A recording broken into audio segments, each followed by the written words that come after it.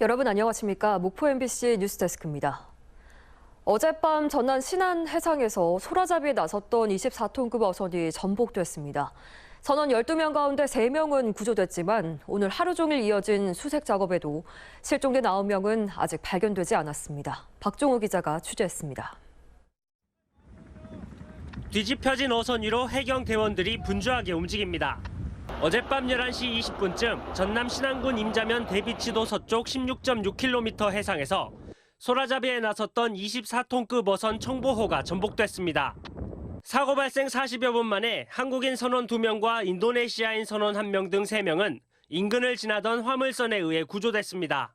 하지만 나머지 선원 9명은 하루 종일 진행된 실종자 수색 작업에도 아직 발견되지 않고 있습니다. 나머지 실종자 9명 중 6명은 해상에 빠진 것으로 파악되고 나머지 3명은 선내에 있을 것으로 해경은 경비함정 64척과 항공기 12대 등을 동원해 사고 해역 인근 바다에서 실종자 집중 수색을 하고 있습니다. 해경은 사고 어선이 더 가라앉는 것을 막기 위해 노란색 리프트백 등을 설치해 수중 작업에 나섰습니다.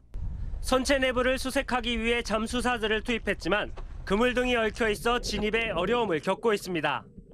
이제 선내 진입하려고까지 해봤는데 어구나 또 이중 구조로 해가지고서 지금 들어가지를 못하고 있는 상태고. 해경은 날이 어두워졌지만 실종자 수색 작업을 계속 진행하고 있으며 현장 상황을 고려해 인양 여부를 결정할 예정입니다. MBC 뉴스 박종호입니다. 이 가운데 생존 선원들은 기관실에 물이 찬 것을 인지한 지 얼마 지나지 않아 순식간에 배가 전복됐다고 말하고 있습니다. 생존한 선원들은 칠흑 같은 바다에서 사투를 벌이다가 극적으로 구조됐습니다. 김진선 기자입니다. 청보호에 바닷물이 차오르기 시작한 건 어젯밤 11시 20분쯤. 112와 목포 어선안전조업국에 구조 요청 전화가 잇따랐습니다. 제가 번호가 선생님 전화번호였어요. 생존 중인데 빨리 좀 구조해달라고, 해경에 통보해달라고. 해경이 사고 선박 위치를 파악해 인근을 지나던 선박들에게 구조를 요청했습니다. 광양 프론티어호가 40여 분 만에 사고 현장에 도착했고 뒤집힌 배 위에서 버티고 있던 선원 3명을 구조했습니다. 많이 떨고 소통이 안 될 정도로 좀 많이 떨고 있었습니다. 저 체온증이 와서요. 청보호에 문제가 생긴 것을 선원들이 인지했지만 달리 할 수 있는 방법이 없었습니다.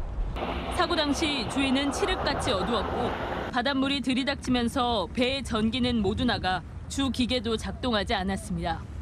이 하교를 했을 때는 자격 상황이었고 양식에 물이 찼기 때문에 모든 전기도 차단이 됐었고. 생존 선원들은 뒤따라오던 6명이 선미 부근으로 되돌아갔는데 이후에는 보지 못했다고 말했습니다. 한편 목포에 사고수습 대책본부가 마련된 가운데 실종자 가족들은 조속한 선내 진입을 요구하며 해경의 수색 작업을 지켜보고 있습니다.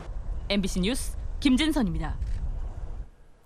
목포 신안 통합추진위원회 조직이 재정비됩니다. 목포시는 학계와 경제계, 지역사회 단체 대표 등 50명으로 꾸려진 통합추진위원회에 교육과 홍보 등 실무 분과를 신설하고 오는 24일 위원회 발족식을 개최할 예정입니다. 목포 신안 통합추진위원회는 앞으로 토론회와 간담회, 교류협력 사업 발굴 등에 본격 나설 예정입니다. 완도군은 금당 가학과 복일 정동, 노화 내리 등 섬 지역 마을 하수도 정비 사업을 추진합니다. 사업비 93억 원이 투입되는 이번 사업이 완공되면 가정에서 배출하는 생활하수를 하수관로와 처리장을 통해 바다로 배출하게 돼 악취 제거와 위생 향상에 도움이 될 것으로 기대됩니다.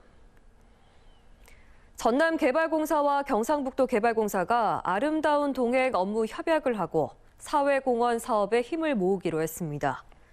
두 공사는 고향사랑 기부제 상호 기부와 공동 사회공헌 활동 실시, 지역사회 문제 발굴과 해결 등 지방 공기업으로서의 사회적 가치 실현에 협력해 나갈 예정입니다. 트로트 가수 송가인 씨가 전남 고향사랑 기부제에 응원을 이어갔습니다. 송가인 씨는 전남에서 자라며 배웠던 진도 판소리가 자신의 트로트의 바탕이라며 고향 전남을 사랑하는 마음으로 기부했다고 밝혔습니다.